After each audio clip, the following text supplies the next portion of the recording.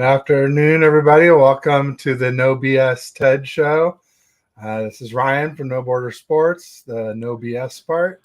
I'm Ted from TED Talks Ball, and hope you're having a great Tuesday.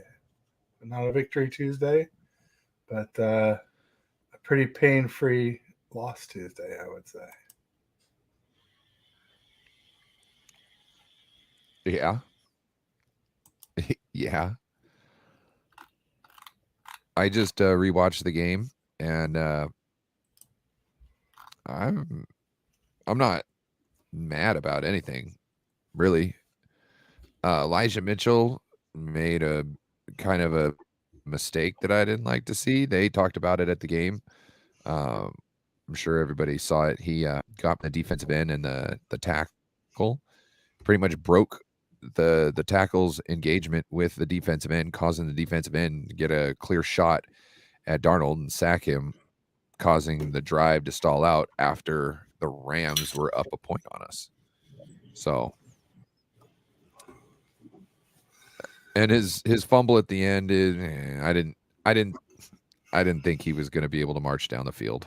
So, the fumble, you know what I mean, kind of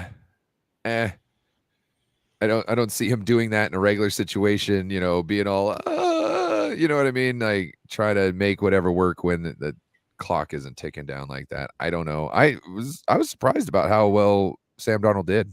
I was surprised the Rams didn't get an interception off of him. I was really happy to see his first completion came like halfway through the second drive. That's great. Yeah, I mean, I would counter with no Aaron Donald, no Ernest Jones, who are two of their best defenders. But yeah, Darnold did reasonably well. But wait, I think we also didn't have a lot of guys out there. Like, yeah, we didn't have Christian halfway McCaffrey. through the second drive. Halfway through the second drive, we had nobody from our offense, our starting receivers or anything. Yeah, Debo wasn't out there for a while.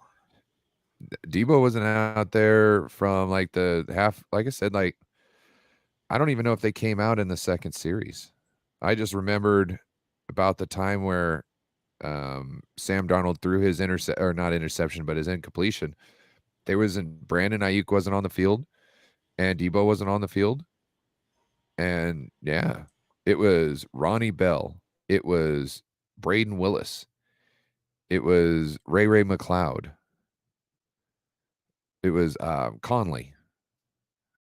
You know what I mean? Like that's who was our starting guys at that point in time. That was our number one squad at that point in time. And by the second half, our whole defense was backups. So, yeah, a lot of drops. Well, they're not our first string guys. They're our backup guys. I thought we did amazingly well for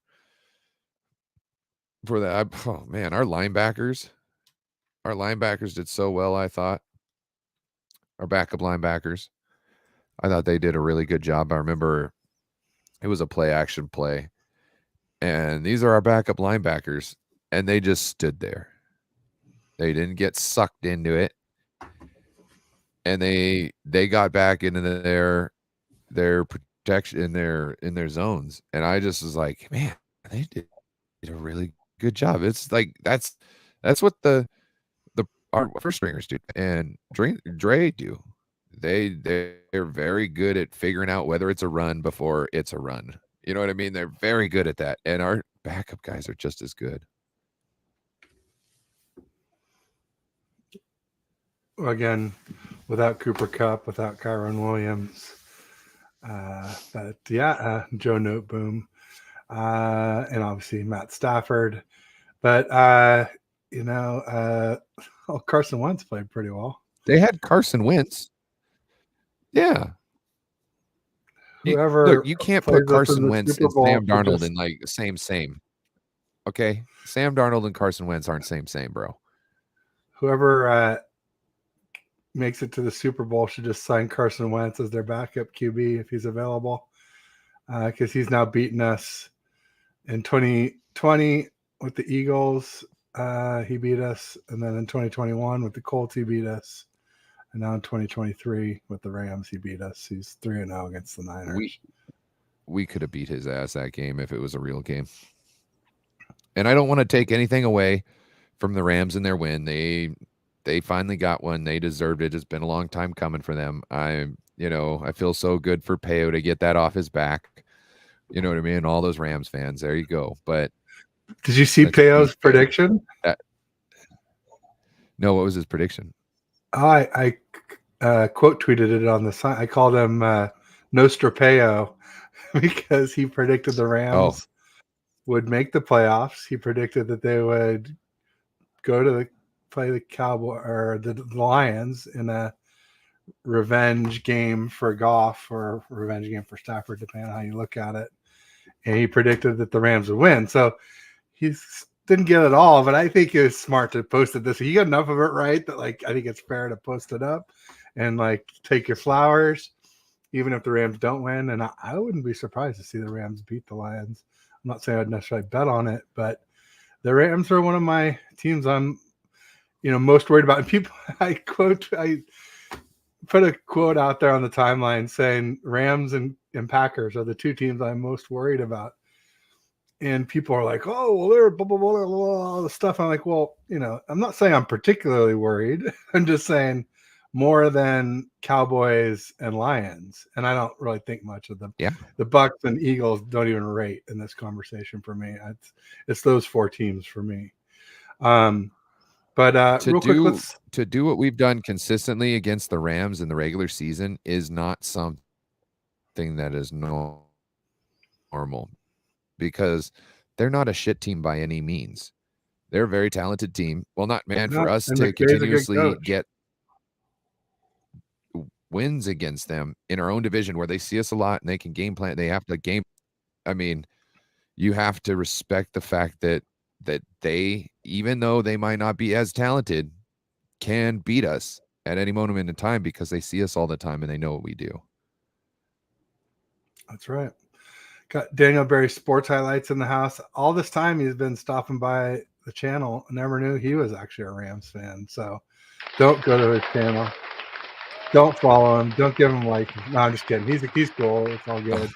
Even Rams fans are welcome as long as you're cool.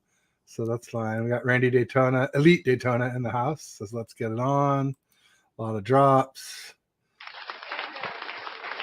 Edgar Scully in the house says hi. Ted, Border, Randy, everybody. Yo. Welcome. Randy says, if we're so good at drafting middle linebackers out of college, why shouldn't we be running a 3-4 just to give me a bunch of money to free linemen? Well, Randy, middle linebackers, you run 3 middle linebackers in a 4-3. And a 3-4, it's a misnomer because the 2 outside linebackers are on the line of scrimmage. So you only run 2 middle linebackers in a 3-4. So that's why we don't run it. If linebacking is our strength, then it makes more sense to run a 4-3 where you have 3 inside linebackers. Or 3 middle linebackers, off-ball linebackers. I guess the best way to describe it, because technically there's a strong side and a weak side. Strong side is Sam, and a weak side is Will linebacker. But they're all inside linebackers in a 4-3. Everybody's just saying hi. It's good to And the way I see it, it's harder to find a good outside linebacker. You know what I mean? Because they're smaller. They have to be quick. They also have to be strong enough to fend off the tackles. So there's a lot of things that have to go right for you to get a really good outside linebacker. So to me, I think it's find a edge rusher that's a normal edge rusher for like a 4-3. But there you go. So Randy says it bothers him that we could have had Flacco at any time. Yes and no for me. I mean, I get it. He's playing well, but he really requires good pass blocking. And there was a one of those charts that charts run blocking versus pass blocking. And we're pretty good at run blocking because we're one of the better offensive lines in football overall. But pass blocking, we're definitely in the bottom 10. And so I don't know that Joe Flacco would thrive on a team with pass blocking in the bottom 10. He's definitely a statue, pretty far from mobile. I don't know if that would work in our system. One reason why Purdy does so well is his escapability.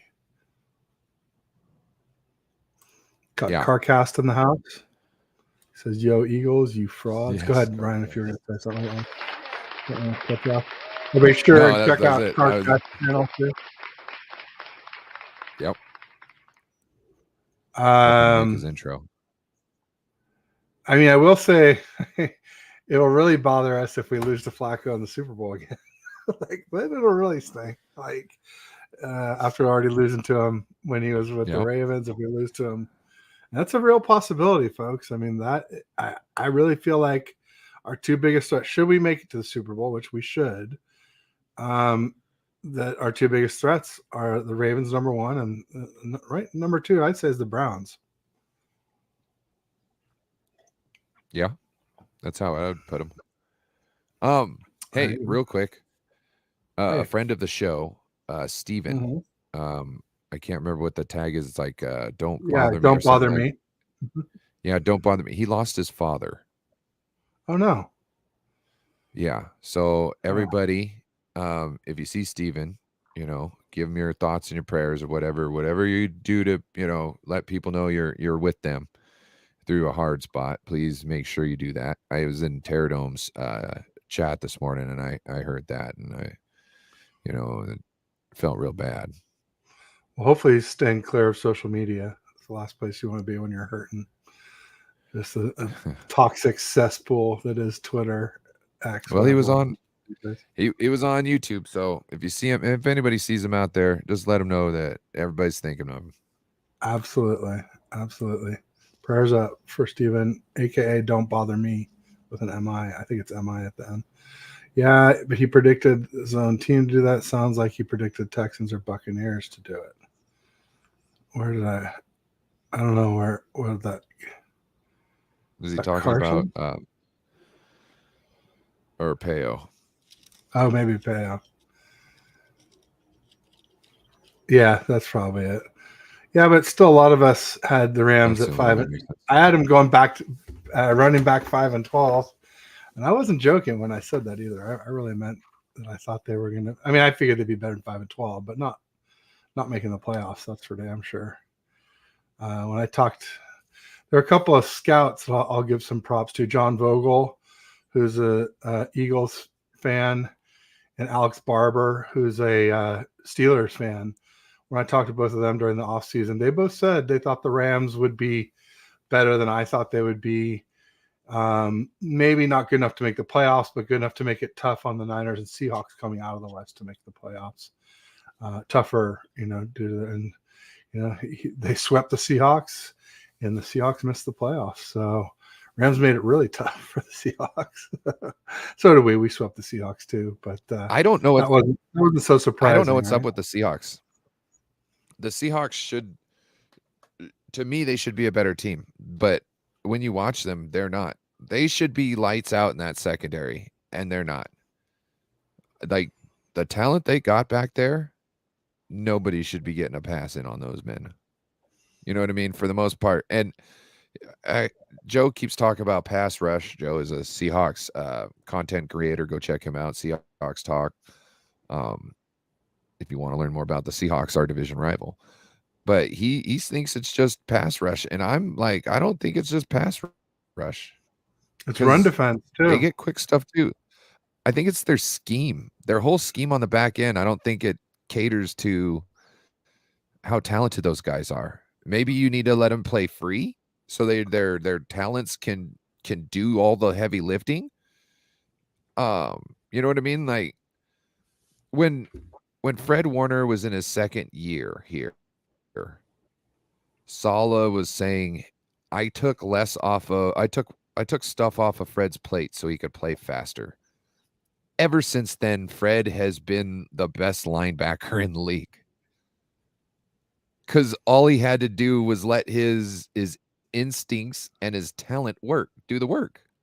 And that's, it doesn't work with everybody. You know what I mean? You got to have somebody who's really smart and understand what's going on. When they see something, they understand what's going on. And then you got to have somebody who's athletic enough to get there and do whatever needs to be done in that situation, whether it's jump up and knock a ball down or make the tackle. So maybe that's what they need. I think that's what they need. They just need to play man. You know what I mean? That's your dude. Just lock your dude down. Don't let him get shit. To me, it makes sense, but I don't know. I sit here on the couch. There you go. Randy said Rams definitely played better than anyone thought. There were a few people who thought so, and I gave them their props. I've on the timeline, and then there was something on the timeline where I was just going to say where I pulled a receipt, but I forgot what it was. It's something when you were talking, and then I lost track of it. So I had a senior moment there. Nonetheless, definitely. I've been pulling a bunch of receipts lately. Just going through cleaning out some bookmarks and stuff like that. Dude, Eagles fans are hella salty. 1 in 5 will do that going down the stretch, right? What are you gonna do? Honestly, like people, we're talking about, does anybody scare you and all that? Like the team that scares me the least right now in the NFC, it's the Eagles. I think I would rather play them than anybody. Plus, for the revenge factor, I'd love to knock them out of the playoffs, even if they aren't the easiest matchup. But who? The Eagles. I'd like them to be our first matchup. I like to go Eagles, Cowboys, Ravens, and exercise the demons, as they say. But I'm not sure that the Cowboys will beat Green Bay. I'm not sure that the Lions will beat the Rams. I do think the Bucs could beat the Eagles. That's like, especially now with no AJ Brown. AJ Brown injured. I just feel that Dallas can beat Green Bay.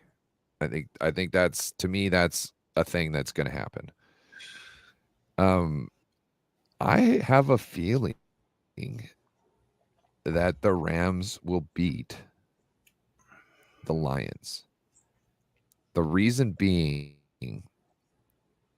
is, I don't know, the Lions haven't looked as dominant as they were in the beginning of the season. In the beginning of the season, they were scaring me because I was like, they look like us going into the playoffs every year. Just, we're going to smack you in the face. There's nothing you can do about it. Just lay down and take it. You know what I mean? Like, it's nasty football. They're not really playing that anymore. I don't know if they're as strong. Also, you're talking about playoffs, and even though it's essentially the same game that they played last week, it's not. And there's people on the Rams who know exactly what that means. There's not people on the Lions that really know what that's about. They don't understand how important it is. One game and you're gone. And I have a feeling they might have an edge. Plus, like, they're on a roll. They are hot at the moment. I'm not saying that they're hot enough to knock us off with full strength and with our starters out there. Because if you saw, we marched down the field and scored twice when our guys were out there. When they weren't, there wasn't much going on. You know what I mean? Especially in the second half when we pulled everybody. And why are we still running Elijah Mitchell when we see how many yards Jordan Mason gets every time? Does that make any sense to you? I mean, I just go back to when Grant Cohn asked Kyle what Mason needed to do to get more carries, and he said CMC and Mitchell have to get injured. So I guess that's the answer. Right. Why does he need to get? Why do we need to? Like, we could have won that game maybe if Jordan Mason was running the ball. He gets more yards per carry. Granted, he had a great little run there that helped his average, but if you look at his yards per carry, it's consistently at like 6 yards. You understand what I'm saying? Like there's every time, he gets one, he'll break one, but consistently when he gets the ball at the end of the game, it's 6 yards. So I don't get why. Oh, I forgot to stream this to my channel. Put it in there. Do it up. I can carry it. Do it. I meant to remind you, and I thought maybe you did it on purpose. No, go ahead. I'm doing it. I should have said something. So first, let's call out Alberto Soto in the house. He said Cleveland Farrell will miss game 1 of the playoffs due to his knee injury. Randy said he should probably take call it a year then. No, we're going to need Cleveland Farrell. He's been pretty good for us this year. Randy said Packers, Tampa Chiefs. Yep. Alberto said, and Juwan Jennings is out of concussion protocol. So that's great news after like 3 weeks. That was a really long one. So that's kind of scary. Jimmy Perez in the house. And what's up, Ted and Ryan? What's up, Jimmy? Welcome. Alberto Soto says Detroit has a better defense. Rams have no defense. I don't know. I mean, the Rams have Aaron Donald, and they have, like I just mentioned, Ernest Jones, who didn't play, who's actually a pretty good middle linebacker. They have John Johnson as a safety. And, as much as some 49ers fans hated Akello Witherspoon, I was kind of sad to see him go. I felt like he was starting to come around before he left. I think he obviously didn't do that great for the Seahawks because he didn't stick there. Didn't do that great for the Steelers, didn't stick there. But I feel like he's been playing well for the Rams. So I wouldn't say the Rams have no defense. A guy who's starting to play better, like 5 years later, you're like, oh, hey, I wish we wouldn't have let him go. Obviously, it takes him 5 years to get better. What are we? He had a problem with us where he was always in position and never turned his head for the longest time, and finally started doing that. And that's when we let him go. But Randy says, I think the playing surface in Detroit will be a problem for the Rams. He says, telling you, Ted. Randy, it's turf, and SoFi is turf, and Jerry's World is turf. So the Rams, they were playing on turf, whether they went to Cowboys or but I guess Randy's saying that he feels like the Ford Field in Detroit is not a good field as far as the quality of the turf. So yeah, I guess trash. That could be part of it. I mean, we definitely had some injuries there. That's where Emmanuel Mosley tore his ACL. No, not Mosley. It was it was Jason Verrett tore his ACL. Didn't Emmanuel Mosley week 1 of 2021? The Lions, didn't he tear his ACL there? Emmanuel Mosley retore his ACL that he tore with us. Yes, he tore second ACL. Yeah. Emmanuel Mosley did. Shardo Gupta in the house saying hi, Crypto Ryan. He's going way back to the crypto days. Saying hi, Ted. Hi, Chardall. Welcome. Saying hi to Randy and Alberto. Everybody's saying hi. Edgar, Jimmy. Oh, we got Don Dodson in the house. There we go. Welcome, Don. Get to the bottom. Start working my way up. Took a turf management course when I went to college. Oh, nice. All right. That's good to know. Did you, Randy? Randy? At University of Delaware. He's a Gamecock. No, wait. Something hen. What are they? The hen? Yeah, there's some kind of hens at Delaware. And that's coincidentally where Joe Flacco went. So I think that's his Joe Flacco thing. Is like they're both, I think maybe even Joe Flacco played when Randy Daytona was at University of Delaware, if I'm not mistaken. So they're like the Proud Hens. That's not it. That sounds like something more Native American. But they're some kind of hens. Tell us what it is. Bail me out here, baby. Here, I can probably Google it, right? Randy says he's just telling you Casey needs a turf specialist. Randy, I don't play on fields with turf. You know what I'm saying? Gets in the teeth.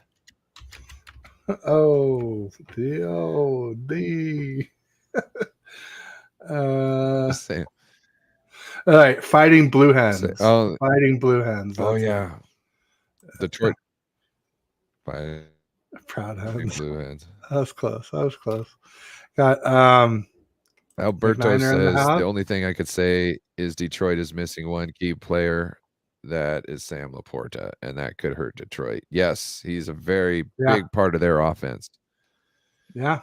Him and Amon-Ra St. Brown and their young guy out of Alabama. Jahmyr Gibbs. Jahmyr Gibbs, that guy is first round running lightning in a back. bottle. It's pretty rare. Bijan and him go in the first round. Up 2 running backs in the first round anymore. So we got you know why they do that, right? Why they don't draft running backs in the first round? No, why they do draft a running back in the first round. Because they didn't get the memo.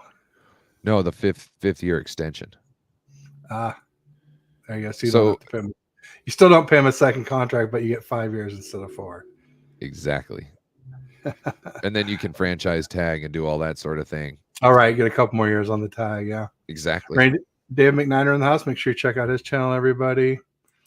Armstead and Jennings are back. Oh, I didn't see that Armstead was back. That's great news.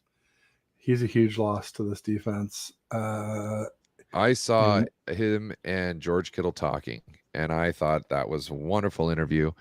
I think it's on the 49ers official channel. It might have been on Eric Armstead's channel. It might have been on Eric Armstead's channel, but I think they recorded it in the 49ers locker room or one of the office areas. But they were talking about Eric Armstead came in, and then, you know, Eric always took pride in setting the edge. He was a defensive end on rundowns. He's like, I set the edge, right? Like, ain't nobody getting past me. And then they draft George Kittle, who's like, well, I'm the guy who runs through the edge guy, you know, like this and that. So it was funny. They were talking about, you know, just going to war every day in practice. Oh, James, what up? And so every day in practice, they finally realized after a while, like, hey, we got to figure out how to still stay tough and hard against each other, but make sure we're not overexerting ourselves to getting ourselves in situations where we can get hurt, because we're getting ourselves a little too amped up. So yeah, I thought that was interesting to know. Also, James, hit me up on Twitter. I got the link for the Discord. Get this going. There you go. And he said birthday. Does that mean it's your birthday, James? How old are you today? Real quick, I was going to go back up. I'm getting kind of bouncing around here. Spud face cabbage liquors. That too. Look, always a good one. No turf. No turf. It gets in the teeth. Randy says he took a turf management course when he went to college. Like, was that in black and white, Randy, or what? I think he's old. Reel like to reel. Me. I think he's old like me. I think that's a fair shot at him. Actually, I'm probably a little older. But Randy's definitely, a senior faithful. We said hi to Dawn. Good. David Corona in the house. Hey, what up, everyone? All day, every day. David Corona. Right back to practice. Senior turf specialist. You think anything's changed since then, Randy? You don't think there's any new techniques? I mean, just like, did they have indoor grass stadiums back then, Randy? I don't think so. I'm going to say no, they didn't. But no, I'm sure there's been a few updates since back in the day. The only thing I could say about trying to... Oh, right, Sam Laporta. Yeah, that's huge. The whole rest versus rust. And did we talk about this last week? How I don't like rest versus rust, because rest and rust are that's the same thing. You get rust when you rest. And so it's really rest versus injury. And the Lions chose not to rest, and they got injured. So this is why we rest our players, folks. because we want, and why Kittle was a mystery scratch right before the game time. Like he was supposed to play. He did his warm ups, and he's like, I don't think I want to play. I'm like, okay, no problem. So, Greenlaw. He I already has Pro noticed Bowl too. mod. I'm pretty sure that everybody who had any sort of bump or anything, something that was still kind of lingering or anything, which everybody has something, but any of the big guys, it was just like, okay, you got in the game, now get out. You can go to the locker room and change if you want. You're not going back in. It was like we got him in there for 2 downs. You know what I mean? Like good enough to say they played this game. No, he rested half the team, which is I'm okay with. I'm okay with. You talk about getting rust by resting. We had a bye week coming out after we were run down 3 games in a row. We were losing all this stuff, and we came out and we started smacking people. We smacked the first game out. We smacked the hottest team in the league at that point in time, Jacksonville. Smacked them. You saw the guy, the YouTuber guy talk about, oh, that's your stadium. That's you guys. You guys came for real. We're not for real. You're for real, right? That was us. We smacked them in their own house. This is what we needed. That interview that I was telling you about that I was watching, Eric Armstead, what are you going to do, Kittle? He says, I'm going to take advantage of any recovery thing I can. He pretty much said, I'm going to massage, yoga, this and that. I'm still going to do my cardio pretty much. But, what are you doing tonight? He says, I'm going home and I'm sitting in the hot tub. You know what I mean? I'm going home and I'm sitting in a hot tub. And to me, what does that mean? He's just going to rest up. They all got to go. They also even said he liked the fact that they were having to still go to the office essentially. So yeah, they have a week off essentially. They're not hitting people and doing all this stuff, but they still have to go and check in. There's still going to be, I'm guessing, certain things they want to run through with people. You're still going to have to do your workouts and stuff like that. So I think they've got a great plan. I think what we saw after the bye week is what we should expect out of this team going forward. Yeah, I think that's a fair thing to say. I feel like the loss to the Ravens was quite a bit of bad luck. Not necessarily that we got balls tipped, because that happens a lot to us, especially with Brock Purdy, and Jimmy, and it happened with Trey Lance too. But we definitely have a lot of balls batted, but just to have so many not fall harmlessly to the ground, is much more normal. Well, I don't even think so it's many that. I don't think we're fresh enough to be as physical as we normally are. And when we're that physical, we win games. We weren't fresh enough. That's how I feel. What did we do to the Commanders? We should have smacked the shit out of them. It was a close game. I felt we were trending downwards because we're tired again. All those negative rest days, I think, are coming to a head again. So for us to nail the first seed, and essentially Kyle putting in everybody in there for a couple of games, they made them train hard like they were going to play all week long. And then after the first series, he pretty much sat everybody. They didn't get a chance to get multiple bruises, bumps, another kind of sore something. Which makes this off week even better rest for them, because they didn't play a full game. They didn't get into as many car crashes as they normally do. Load the truth. I was thinking that was Don't Bother Me.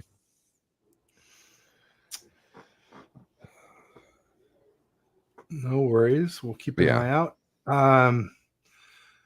What did Load the Truth say? Hams versus Lions going to be a shootout. There you go. It could be. Or what are we expecting out of Wild Card Weekend? Predicting any upsets?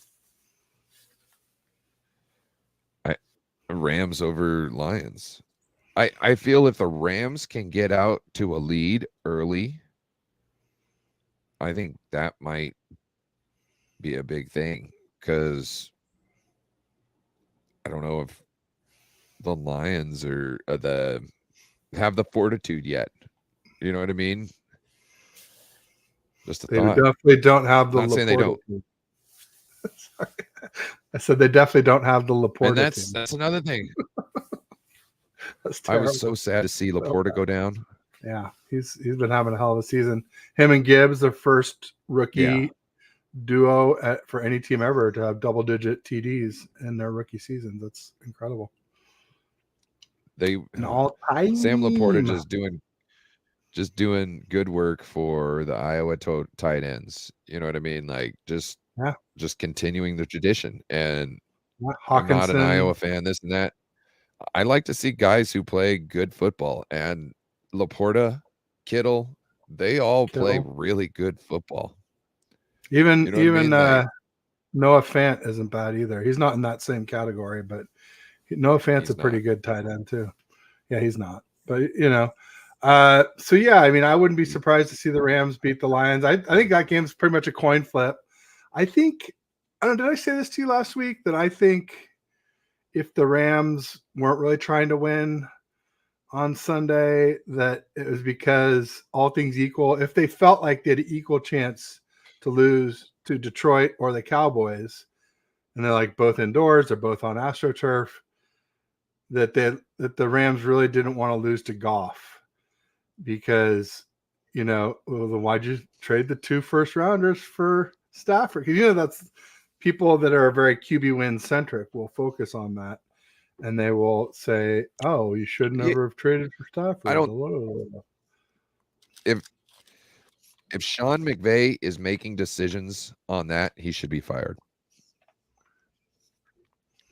I just think there's that storyline. No. It's in people's heads. Nope. I think people think about things like I don't think anybody gives a damn. So anybody worth their salt would know that Matt Stafford's a better quarterback than Jared Goff. Okay. Jared Goff's got, I would say, pound for pound, a better team around him. Yes. Well, with Laporta. Without Laporta. Right. I don't know. But also Cooper Kupp isn't Cooper Kupp. It hasn't been Cooper Kupp this year. And Puka Nacua is playing on his goddamn mind. So, you know what I mean? But so is Laporta. So, you know what I mean? Like, I think it's even for the fact that you've got such a talented quarterback on the other end, and you've got a talented team with an all right average quarterback. I think it's kind of same. And if you look at the good team, who's like good on paper, pound for pound, the better team, on kind of a slump, and this other team essentially not pound for pound better, but has a couple good MVPs and a couple of good stars on their team on an upward trajectory. That to me is essentially, it's even. That's 50-50. That's a coin flip for me. That's a coin flip game. Yeah, that's what I was saying, coin flip. Even though I would say the Rams should be outclassed. They should be outclassed. I mean, if I had to bet, I would take the Rams in the 3.5 Denver, points for sure. I would definitely take the Rams in the points. And then Ryan was saying he wouldn't. I would take that. Yeah. You were saying you wouldn't pick Green Bay to upset the Cowboys, but I wouldn't be surprised if they do. Not at home. Not at home. If the Cowboys were playing in Green Bay, I could see that. I don't think David Corona was Cowboys want to go up playing a blizzard. David Corona was there Christmas Day for the Ravens game. So I'd just say Corey Davis was supposed to go to that game. Tell me. Shout out Corey Davis. R.I.P. Corey Davis. Yep. Yeah. So make sure you tell me which games you're going to next year, Corey. I'll make sure, or David, I'll make sure to avoid them. I'm just kidding. You hear that, David? I'm not that superstitious, but maybe a little bit. I don't know. Go low, get low. There you go. Dino in the house. Looks like he's a Rams fan. He says Packers over Cowboys. Yeah, Dino, I don't think it's that far-fetched. I mean, I would definitely take the Packers in the points. But I mean, even straight up, I wouldn't be surprised. I would probably bet on the Cowboys straight up, but I wouldn't be surprised. I think it'll be a close game. Jordan Love's playing great. He's got Aaron Jones back. He's got A.J. Dillon. If you can run at Micah, you can make that defense. I mean, the Cards showed us how to do it. The Bills showed us how to do it. Like, just like we provided the blueprint on the Eagles, on how to beat the Eagles, I think the Cards and Bills provided blueprint on how to beat the Cowboys. So we'll see. We'll see. Chris Asorno in the house. We did the same thing to them. Remember our score against them? We smacked the shit out of them. 42-10. Yeah, absolutely. Yeah, no, some thought it was did our they best get double-digit points? Yeah, they did. They got that one. They got that one. You know that it was Isaiah Oliver got cooked by Turpin on that one TD to the right. Yeah, in the end zone to the right side of that end zone. Yeah, Chris Sorno says the Rams will be reminded they are a rebuild team should they see us. Absolutely, I have no doubts that it would go differently than Week 18 did. But welcome, Chris. Don Dodson says, so question, if the Rams, Eagles lose, they're out of it. Yeah, anybody lose, they're out of it. That's how it works. One and done. One loss and done in the playoffs, Don. Allegiant Stadium is an indoor grass stadium only for football games, and every other events it's turf. Interesting. That's a smart way to do it, for sure. Bring in turf for the event so the grass doesn't get all torn up. But I didn't know that. That's Vegas. That's where the Super Bowl will be, Allegiant. Eagles and Rams. The smart places have a place to put their field. It's built in. You got a place to put the field. Team Kali in the house says Eagles and Rams get booted out. Rams don't have the defense. The Lions and Eagles are injured. Yeah, I would love to play the Eagles at Levi's, but I don't think they'll make it. I think the Rams the Bucks might beat them. I don't really care, honestly. Neither of those teams scare me. The Bucks nor the Eagles. Vita Veda, it'll eat up their run game. Vita, and then one-dimensional. He's a monster. They also have, Levante David and something or other white linebackers that are good. They got a great safety. They have a good defense. It's solid. But I just think Baker's been the one thing that the problem for the Bucks is Baker has a broken rib. And that never helps, having a broken rib for a quarterback. It can be trouble. If you can't breathe, you can't cough, you can't laugh, you can't sneeze. Having a broken rib for anybody in any sort of a profession is not cool. I don't care if you sit at a desk all day. It doesn't matter. Randy, stop. It's not a good existence. Randy, stop it. I looked it up during the last show. Cowboys Stadium is not sod.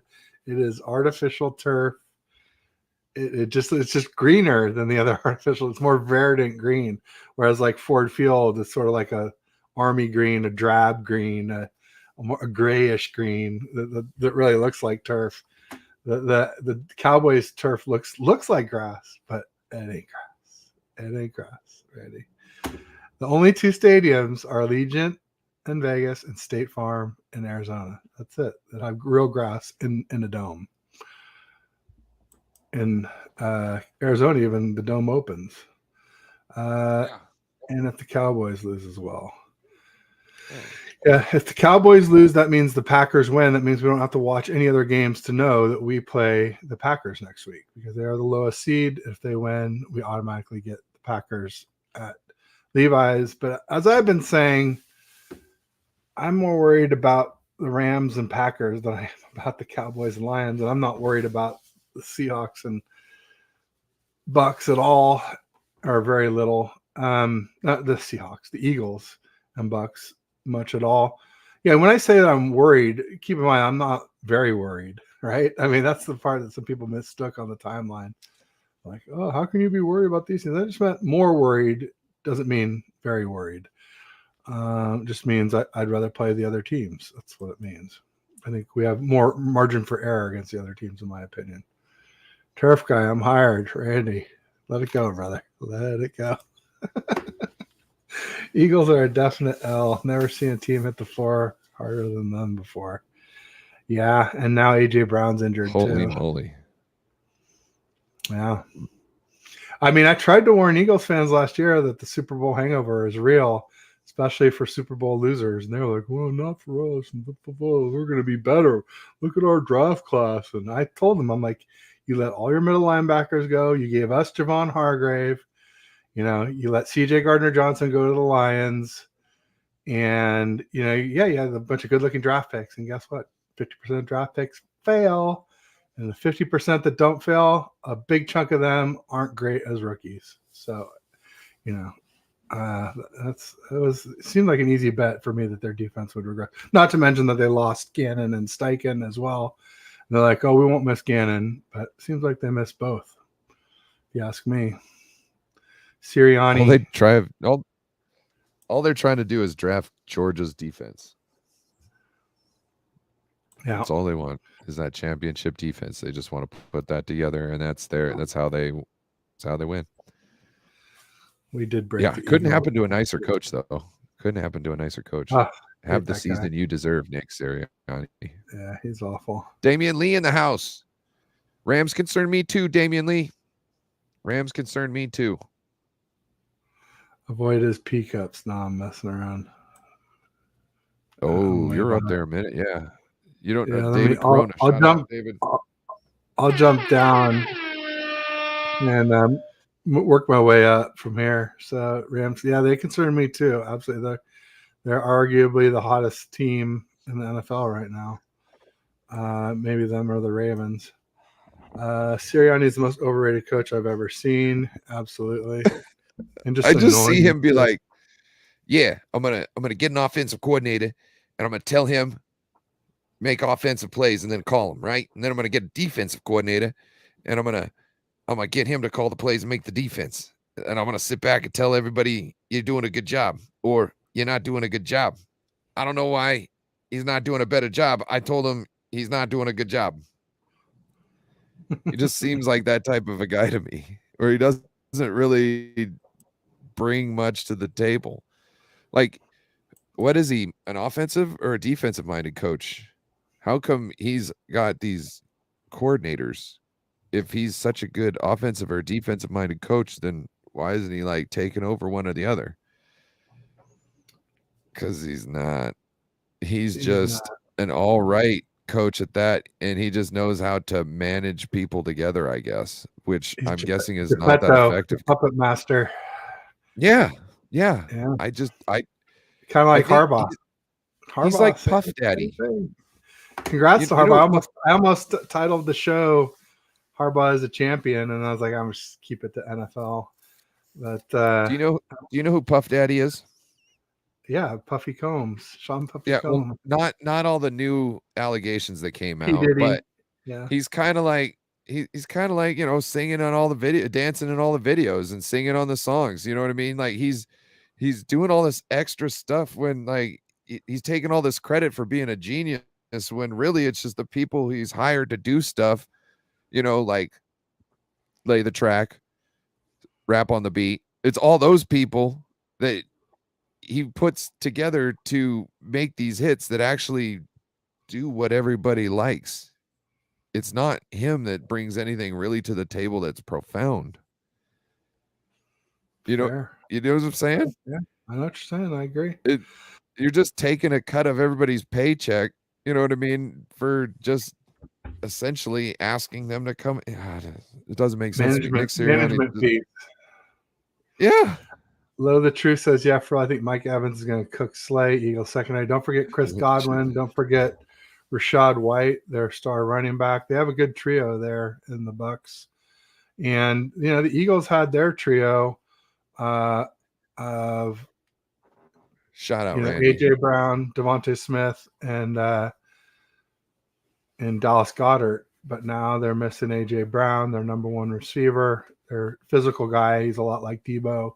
Not quite as yacky or wide backy, but hell of a receiver. Maybe a better route runner, maybe better hands than Debo. So Huge loss for the Eagles. I guess they still have Swift, so I guess they have some sort of trio there. But I don't know. Yeah, but I don't know. You what can made it count on so Devontae nasty is Smith. you had two of them to deal with. Now you Yeah. got one. That's not good. Yeah. Shout out, hey, Damian Lee. What'd you think about Cat Williams? Let me know what you think about Cat Williams. Tell me the story Standing up about for Cat Bernie Williams, Mac. because I don't have a damn clue what happened with all that. It was with Shannon Sharpe, right? Oh. There was like an interview. I never watched it, so you fill me in. So it looks like what first brought this apart is did you ever see Next Friday? Yes. After Friday. Okay, so the sequel. Yes. So Cat Williams was the pimp, Money Mike. Ah, okay. So the dude who played the dumbass Santa in that movie, which I always thought, I was like, this Santa is an idiot, right? It just seems like the worst character. Like, I don't know. There's a lot of things that once Cat said all this stuff that just made more sense to me. So the Santa, I can't remember the name, something Riley. He's really not really important at all. He's just somebody who's done some things and somehow he's rubbed enough elbows to where he's got a radio show. And I didn't know this until Cat Williams said all this stuff, and I figured all this, like, he wasn't important at all. Cat Williams made him more important than he ever was after all this. Anyway, so that dude went on Shannon Sharpe's thing and saying, oh, well, I was supposed to be Money Mike, and they made me the Santa. And it was like, well, what really happened, Ice Cube said this, was he did try out whatever his name is, the radio dude. He did try out for the pimp, but he's not pimp material, and they liked him. They want him to be the Santa. So he went to be the Santa, and they kept on interviewing people, and Cat Williams came through, and they're like, oh, this guy totally needs to be our pimp. So, that was one thing that was wronged. Steve Harvey was talking some ish and doing some stuff. I can't remember all of what Steve Harvey did, but Steve Harvey's an asshole who was talking and being a bitch to Bernie Mac, who passed away. I really appreciate Bernie Mac. So, you know what I mean? Like, once I found that, I was like, oh, you a bitch. He got a fake hair transplant. All sorts of things. He's just going through the gab. But then Cedric the Entertainer stole his ending bit. So I was a young kid in 2000, Kings of Comedy, man. I watched that so many times. I did not like Cedric the Entertainer's ending bit. Turns out he stole that from Cat Williams. That was Cat Williams' ending bit. And now I know why I didn't like that. Because he didn't make it. He didn't know how to do it correctly. He was just an asshole who just stole the shit and turned it into a spaceship instead of a Cadillac. And when I'm watching Cat Williams do it, I'm laughing. When I watch Cedric the Entertainer do it, I didn't really laugh. So I was like, what is going on that? There you go. But Cat change it to a pimp? I don't know. I heard it was supposed to be a pimp. I'm not sure. That's what I heard. Well, that's what, who knows? That's what Ice Cube said, that he was interviewing for a pimp position. So maybe they could have changed it afterwards. And maybe dude was the Santa Claus was auditioning to be a crackhead in the beginning, because I feel like he is. But then he went and talked about Puff Daddy. I guess, Harvey Weinstein tried to do some things to him, I guess. And he had to tell Harvey Weinstein no. He also had to tell Puff Daddy. I guess Puff Daddy likes to have a party with lots of guys, and where you don't talk about things that go on in those parties. And it's not like there's a lot of girls there too. So he was saying that he got he got invites to go to Puff Daddy's parties, and so there was a lot of info that was spilled out here, and then he kept on reminding Shannon Sharpe, and I could say this stuff because I have all the receipts. so man after my own heart. If you, oh my God, Ted, it's amazing. I love Cat Williams. He could be telling you a lie, and I'm still gonna believe him, because the way he says everything is so awesome. I love how he just, There was a lady who was trying to ambush him, and she's like, she said, "Oh, this is just a friendly show. We'll talk about this and that." And then she comes in, she's like, "You got convictions," and he's like, "Nope, been put up for 19 felonies, 0 convictions." He just keeps on going. He uses all his words instead of just being a jerk. You know what I mean, to her. He just uses his brain. He's a funny, hilarious dude. Everybody, when you got time, look up Mountain of the Caucasus. Okay. And you will see Cat Williams in jail. Well, from a movie in jail, and he's talking to his girlfriend about why she's got like a 2-year-old baby, a white baby, when he's been in there for like, I don't know, 15 consecutive years. You know what I'm saying? He's calling her out and saying that baby's from the mountain of the Caucasus. It's one of the fun. If you're not bent over in your chair dying laughing afterwards, something's wrong with you. There you go. He's hilarious. I like it. Randy, a man after my own heart. Richard Pryor. Eddie Murphy and Red Fox. Yeah. People may not remember Sanford and Son, but it was a classic. Paul Mooney. Paul Mooney is one of my favorites to watch. He makes me very uncomfortable sometimes. Makes me laugh even harder because, like when you're uncomfortable, you kind of don't know what to do, so you laugh. So like he does say the N-word a little bit.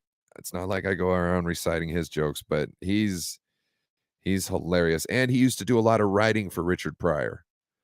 So, I mean, some of the stuff he says with a straight face is freaking hilarious. So check out Paul Mooney. He used to be on the Chappelle Show. He did some cameos on the Chappelle Show, and that's where I found him, and I went further, and I just loved the man. I met Dave Chappelle at Sports Club LA in San Francisco. Oh. And I was working out with a trainer. It was before I got my trainer who I stayed with for like 10 or 15 years.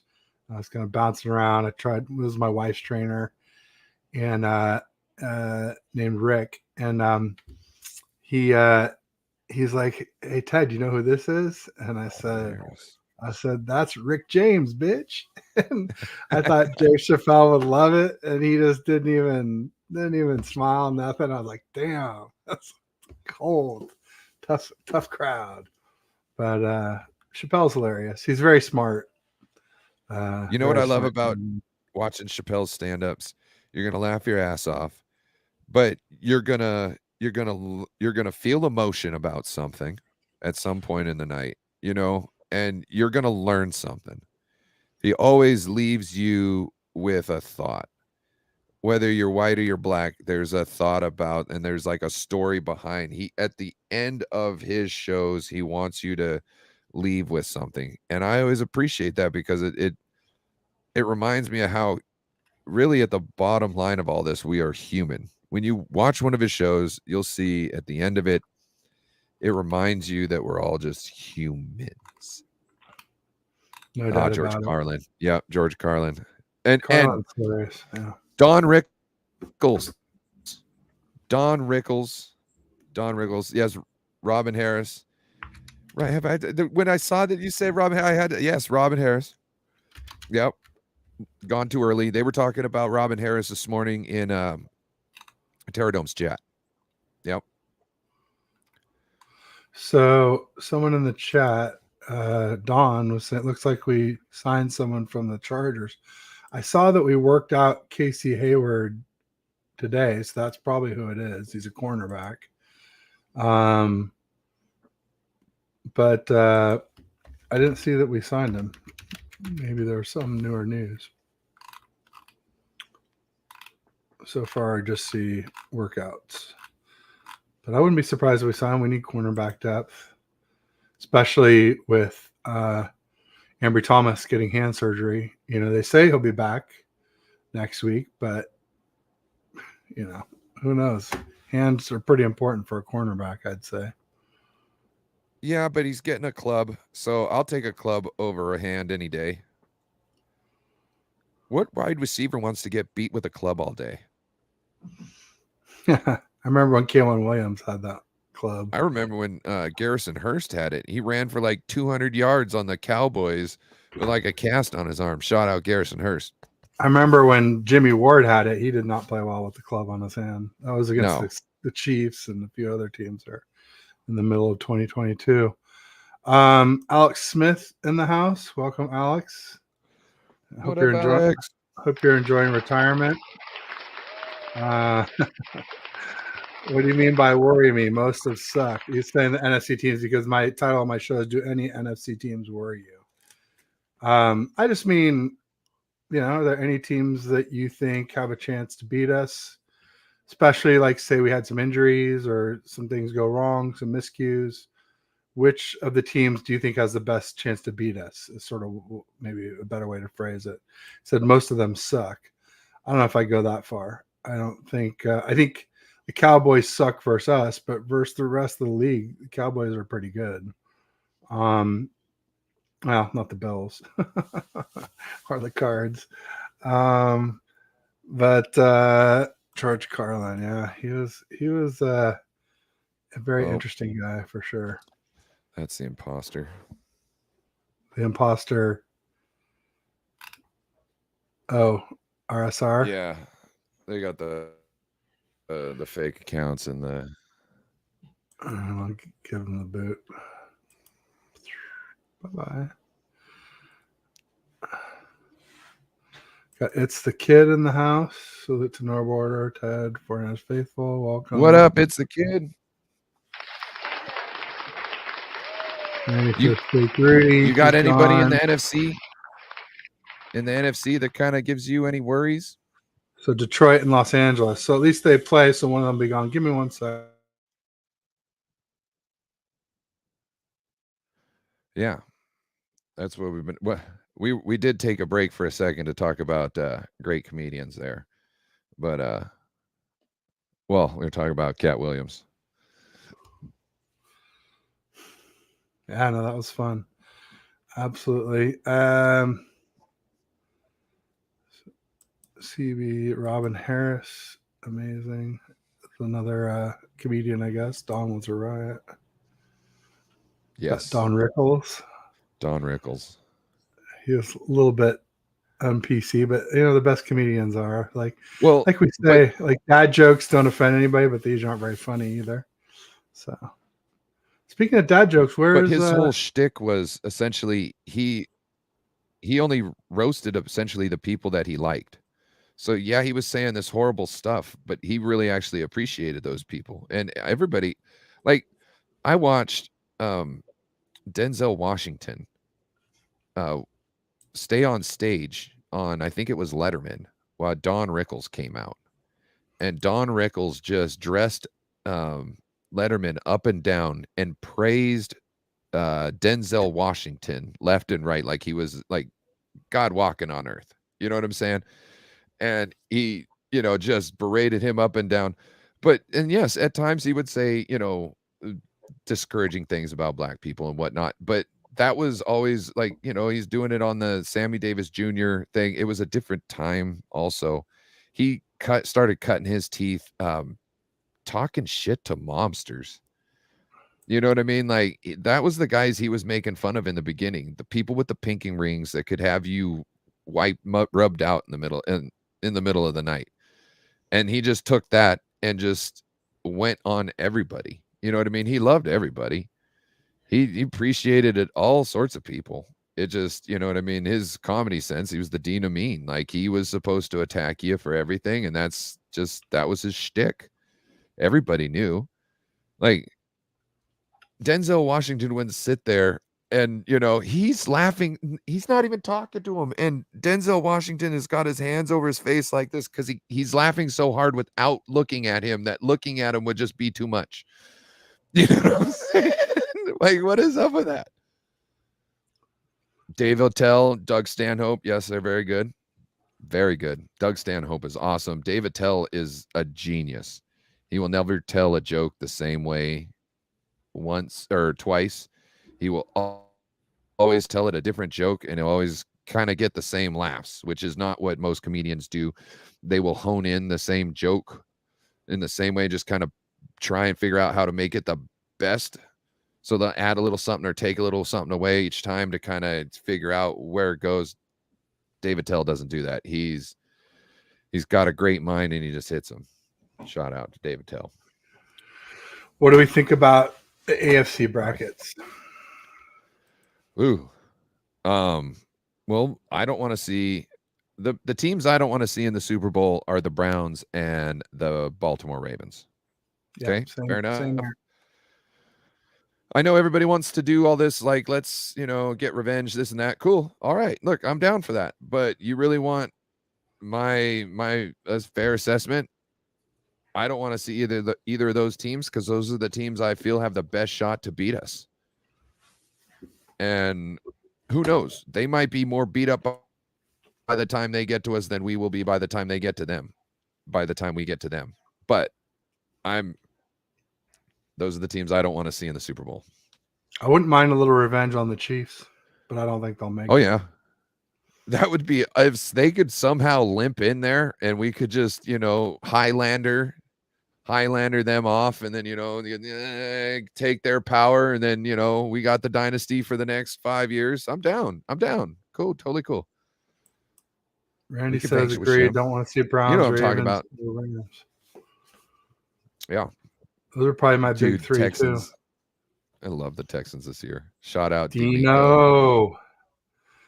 I mean, it sounds crazy, but CJ Stroud, man, God, he is balling. I would maybe say yes if they had Tank Dell still, but without him, I don't know that they have enough firepower against that Cleveland defense. Who knows? You got a young kid who doesn't think he can do wrong. And if you got an offensive coordinator that can put him in the right position, that could be deadly. He made a couple really nice back foot throws on the game-winning drive in their last game. Yeah. I was really impressed by CJ Stroud in that game. Obviously the big one to start the game too, the big TD pass. He's something else. I saw a lot of people on the timeline say, because somebody said, would you take CJ Stroud or would you take Brock Purdy if you could pick? And a lot of people took CJ Stroud. And a lot of Niner fans took CJ Stroud. We know that Brock Purdy does well in our system. That's not something I'm willing to gamble with. How many quarterbacks have we been through? How many quarterbacks are supposedly smart quarterbacks, guys, or this or that? And no. Nope. I'm good. I'm good with what we got. Plus he's got the heart of a plumber. To me, he's got the heart of a plumber. He's not worried about Brock Purdy, the Hall of Fame quarterback. He's worried about Brock Purdy, the best 49ers teammate you could have. And you hold plumbers in high esteem. That's what I want. Correctly. Well, it's hard to get up every day and touch shit while you're wet and you're in a cramped area. You know what I'm saying? And you got to spend a couple hours, in that cramped, damp area touching shit. You know what I mean? And if you decide not to show up for work that day, well, guess what? People are going to have to come home to shit in their house. And they're going to have to wake up to shit in their house. And the whole world will kind of stop if plumbers go away. Right? Because it's just going to be nasty. You have water running everywhere. So you gotta be able to get up every day and go touch the shit and be in the cramped best area and nobody to appreciate you. And if you don't, you're in trouble. So you got a heart of a plumber. He's doing the dirty work day in, day out. Doesn't gripe about it. He knows that's what he's there for. It's better than having a diva. No doubt about it. I agree. Yeah, I don't know if I could answer the question. I didn't answer it on the timeline. But CJ Stroud is awfully impressive for not having the weapons we have. I mean, like you say, like we don't know how they work in our system, but let's face it, we do have one of the cushier setups for any QB in the NFL. But yeah, I see your point about So take the bird in the to hand versus two in with the the bush. weapons, but you can't throw to the weapons without knowing the system and getting the system. Throwing with anticipation, having trust. It's not just easy. It's not like, oh hey, I'm gonna throw you, go hit a curl. I'm gonna hit you, go run a curl. That is not this system. You've got to go here, you got to go there, you got to go there. This is the progression. That's where it goes. If you're hitting your back foot and you are still undecided about this one and you're going to stay on here and not progress, you're already late. You're behind. You fucked up the play already. You know what I mean? That is not what I'm willing to. We've seen how this offense is supposed to be ran. And when it's ran correctly, it is the nastiest offense in this league. Because we're here, we're there, we're there, we're here, we're there. You don't know where we can go. It's the ball's going to everybody.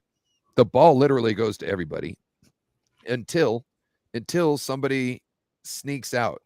You know what I mean? That seems like that's how it kind of goes. The ball just kind of gets mixed around until one person is just consistently open. And that's who Brock Purdy reins the ball in, because that's the person they've decided they're going to forget about. There you go. You know? So Dino said Texans upset win over the Browns. Randy says he agrees. But Randy also, I think he was the one in my weekly show with Big Mike from the Man Cave, Browns fan I do a weekly show with, the Faithful Dog Show on Thursdays. I'm pretty sure Randy was the one saying, oh, the Browns are going to lose out and they're not going to make the playoffs either. So not sure that you have credibility when it comes to the Browns, Randy. If that was you, tell me if I'm wrong. If I'm wrong, that's fine. I'll take my lumps. But it seemed to recall there was somebody who was maybe it was Chardall that was after him big time. I guess we lost Chardall. He was here for a minute. He kept asking to join the show. Folks, just a little, FYI, like it's pretty rare that we like allow a third person to pop up on a weekly show. That is, where we're the host and co-host. You can ask, but I'd say don't do it repeatedly. And it would be probably pre-planned.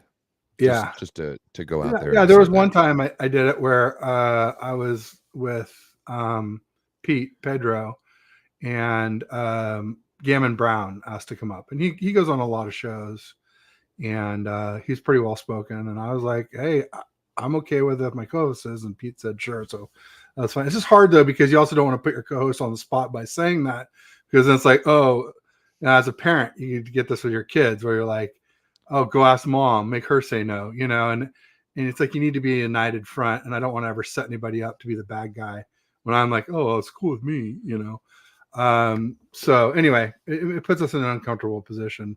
But I'm not saying don't do it, but just know that your chances of success are probably pretty low, unless you're somebody that we've worked with before, or like Ryan said, if it's something sort of pre setup. But then you don't need to ask if it's pre-set up either, right? So Sugar Not Big Mike had to be a pretty happy camper. Yeah, Big Mike and his buddy.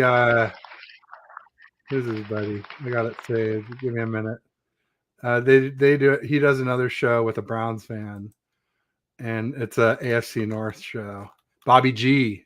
We're all in the same DM group together, and Bobby G, second week in a row, he's got the Browns second in the freaking power rankings. He's got Ravens 1, Browns 2, 49ers 3, Bills 4, Cowboys 5, Lions 6, Rams 7, Texans 8, Steelers 9, Chiefs 10. So he's got the Texans ahead of the Chiefs. That's pretty wild. And the Steelers ahead of the Chiefs. I think that's pretty wild. I mean, even I even wonder about putting the Lions ahead of the Chiefs, honestly.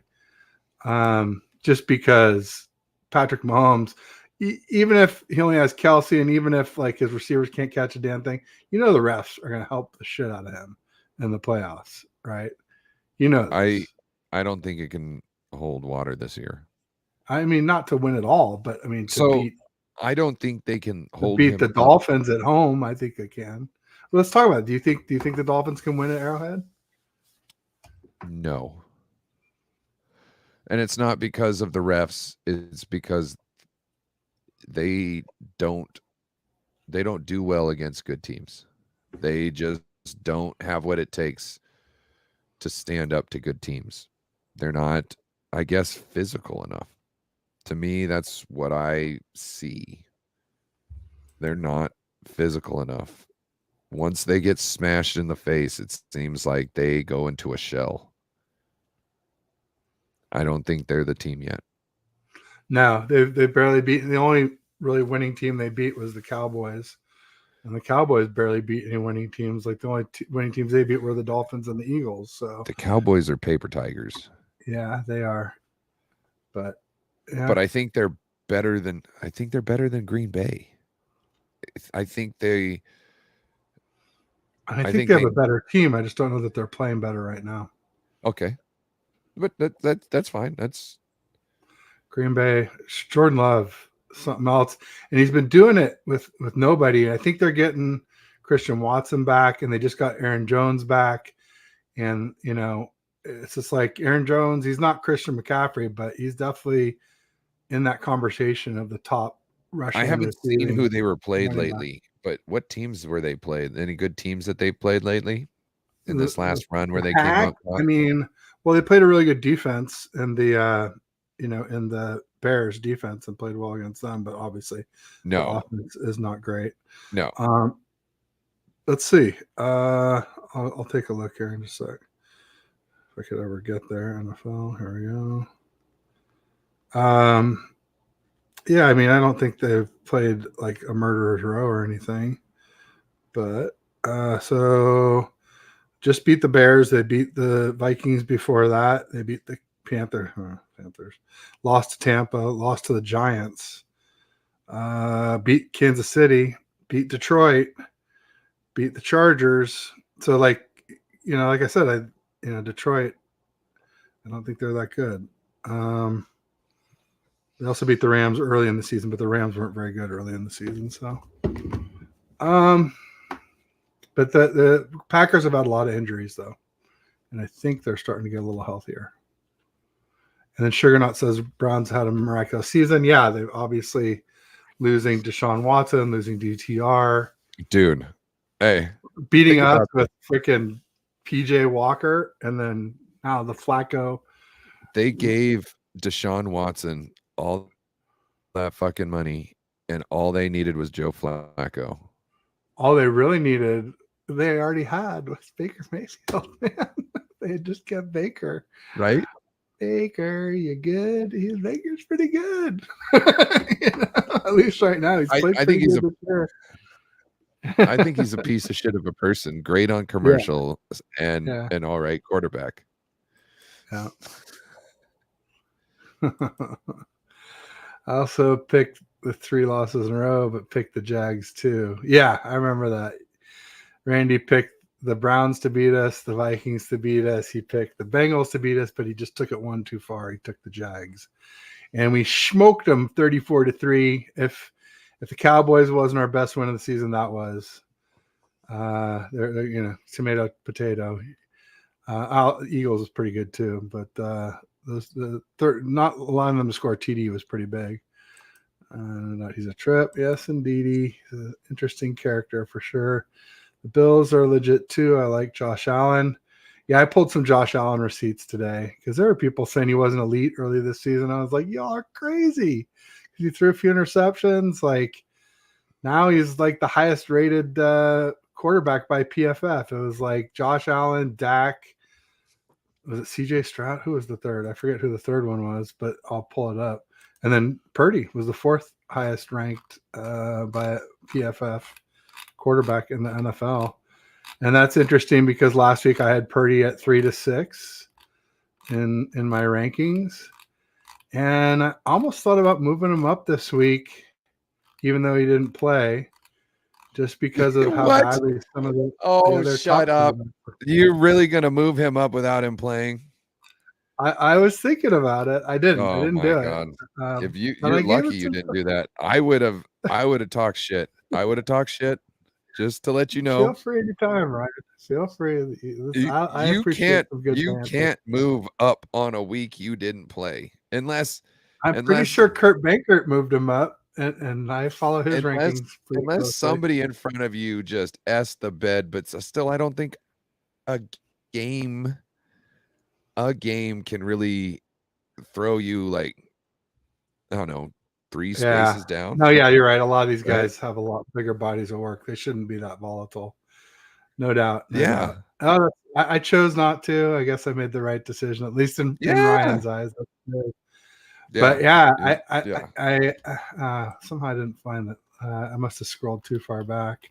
Um, but yeah, I said like, when PFF ranked Josh Allen as the highest ranked quarterback in the NFL for 2023, I quote tweeted it and I said like tough scene for the Josh is washed crowd. There were definitely people saying that earlier this season. I understand he had some bad games and it looked bad, but even at It the did. time I was saying this guy is asked to do a lot. And also I said all along, like, yeah, he had a lot of turnovers, but not all interceptions are created equal. When you throw a 50-50 ball 50 plus yards down the field, like half the time that turns into a huge play. And then the other half, it's incomplete and you punt, or it's intercepted and it's an arm punt. So like and then of Not just course not there's like not just the one of those. You're talking about there's balls that are tipped by receivers that tip it up into the air, and yeah, then it those comes down. too. Where Yep, Purdy like was getting lucky with those for a lot of the season, and then Ronnie the luck Ronnie caught up to him Bill's against the Ronnie Ravens. Bill's interceptions that he got for who was that? Was it Sam Darnold and Brock Purdy in the Yeah, preseason? He had two of yeah, them that were like those things should be on receivers, not just the 50-50 balls like that. If you as a receiver go up early and you end up tipping the ball as you're coming down and the cornerback gets it, that's your interception. You should have been knocking it away instead of tipping it up. Just All right, saying. here it is. Lamar Jackson was the third highest ranked quarterback by PFF. So Josh Allen was 91.4, Dak was 91.2, Lamar 90.4, Purdy 89.2. And I said, tough scene for the Josh is washed crowd. And then I was like, before people go start deleting their tweets, I went and pulled some of the receipts I had on that and went after a few folks, including some Niner fans. But oh well, friendly fire happens sometimes. And I remember earlier in the show, I was saying there was a receipt that I thought of when you were talking, and then I fell out of my head. But by the time it was my turn to talk, it was you were talking about Seahawks and Joe, and you were talking about how he thinks that the only problem is pass rush, and that is a problem for sure, especially when you think you got Frank uh, Clark to replace Uchenna Nwosu, and then all of a sudden Frank Clark is a healthy scratch for more games than not going down the stretch. But it's just their run D. So that's a better D line would help with their run D. But like one of the receipts I pulled recently was Greg Bell in August 31st of 2023, who's a Seattle Seahawks reporter, said Jaron Reed was saying that the Seahawks finished 30th in the NFL versus run defense last year in Yeah. 2022. And he said, I can guarantee that's not going to happen this year. And anyway, I quote tweeted and said Seahawks 28th running. So he's right. It didn't happen, but 30th, 28th, come on. That's basically the You would sense. like to It's a see pretty shitty in run D. you would like to see with who they acquired and what they went after in the draft that a bigger bump than that, especially when that was a concern. They knew that was a big concern. Yeah. So whatever they did to address it did not work for them this year. Yeah. Not to say that it wasn't the right thing, but some way somehow did not work for them, whether it was injuries or whatnot. You know what I mean? Like Yeah. it did not show through to fruition. We have a late arrival, John LaJoie in the house. What's up, dudes? What's up, John? Thanks What for up, joining. John? Jags trash. Oh, hey. Randy, I'm glad they didn't make it. Hey, I'm glad it's they 5 didn't o'clock. too. I was really rooting for the Steelers to make it, whether it was the Jags losing. Well, I wasn't going to root for the Bills to lose because I feel like the playoffs are better with the Bills in it. So I was rooting for the Jags to lose, and they did. Hey, it's 5 o'clock. Yeah. Oh shoot, that's my witching hour. I DM'd three your ad. Steelers people that I know. Yeah, I'll do it real quick. I DM'd 3 Steelers people that I know, and I said, "Go Jags," and then I was like, "Oh wait a minute." And I said, "Or whatever, get you guys in. Go Titans." Including that Alex Barber guy that I brought up earlier today. So yes, I got a sponsor. They're called TTG. They're the Travelstead Group. They are a retail and logistics company. They do. And do I even have it up? Oh no! Give me 1 second here. Usually I go off of a script. We got the TTG. What? No, I know we got the TTG you don't there. Got your script. Yeah, I don't got the script up. He needs a script. Bottom line, they're a retail and logistics company. They do new store openings. It's for retail and hospitality. They do new store openings, relocations, decommissions from the first mile to the final mile and everywhere in between. Travelstead has you covered. Let them know they can help you by air, ocean, or land. Nick and Henry are the go-to guys there. They are great fellas. They have 100% US-based support. So these are complex operations. So there's often fine-tuning or sometimes snafus. It's great to know when you pick up the phone, you're not going to end up in some call center overseas where they have no clue what you do. Their website, the link to their website is in the description of the show. It's in my YouTube About page, my Twitter and X bio. It's also on Instagram and Facebook if you follow me there. Just click the link, watch the video, and make sure you tell them Ted sent you. So thanks in advance, everybody, and thanks for letting me pay the bills, Ryan. I appreciate it. Yeah. Shout out to TTG, sponsoring one of our homies.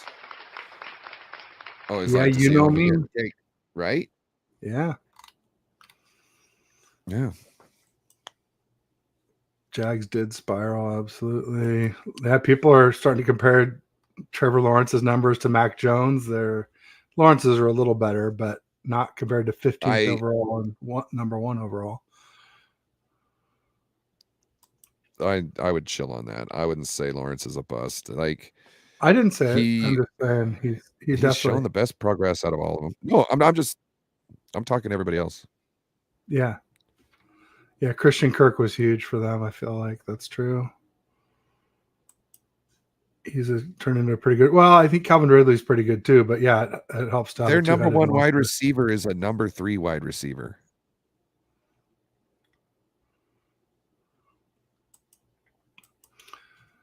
Steelers over Bills, my upset. The Bills did get. If someone was saying the Dolphins are beat up, they are. I think it was Randy. I said Miami's hobbled. Didn't the Bills lose 3 or 4 defenders in that game too against the Dolphins? I think I saw like quite a few of their defenders go out, including Taylor Rapp on like the last play of the game went out. Oh, really? Looked like he was injured. Yeah. So Dino says he's really afraid of Detroit. Well, I mean, I think I like the Rams in the points for sure, but I kind of like the Rams straight up, honestly, against Detroit. I think Laporta for me. That's it. If they had Laporta, then I'd say coin flip. But I like the Rams to win. I think you guys will do it, Dino. Oh, I went on the mountainside like Thelma and Louise. Oh, the Jags did. The Eagles? Or the Jags? No, the Jags. Well, the Eagles too. Yeah, the Eagles and Jags both kind of nosedive at them. Yeah, dude, they had a couple of losses, and all of a sudden the locker room drama started. Big giggling. I mean, I guess the Steelers, Mason Rudolph, it's harder to judge them with him. He's obviously not Kenny Pickett, and they had no chance when they had Trash Bisky as their quarterback. So Mason Rudolph, I think, gives them a chance. Oh, Team Cali. I thought the Hawaiians ate James Cook. Bad joke. Oh, man. Hey, well, like you shouldn't be trying to was it empire, was it colonize, all that good stuff. Probably should have left them be. Might not have get messed up. I'm just saying. We got a Bebop Just saying. sighting. Bebop. Like, What's up? I am Come not to us. mad about what happened to Custer. I understand what happened to Custer. We fucked with the wrong people. Payback's He a got fucked up. BICH. Yeah. We shouldn't have been messing with them people anyways. We should have been just leaving them the hell alone, letting them do their stuff. You know what I mean? Like, hey, sorry. We got Bebop Hey, Jones in the house, late arrival from Bethlehem, PA. We're about to wrap Bebop, but welcome. They found Custer's last message. It was bring ammo. Bring all the ammo. Pretty much. That was brutal. Well, I think I'm hopelessly behind on the chat, so I'm going to call it and just say, Ryan, thank you for being my co-host, and thanks to all the audience who came and showed up and shared your thoughts. We appreciate it. We'll see you next week at 3:30 on Tuesday. I'll just say peace and go Niners. Go Niners.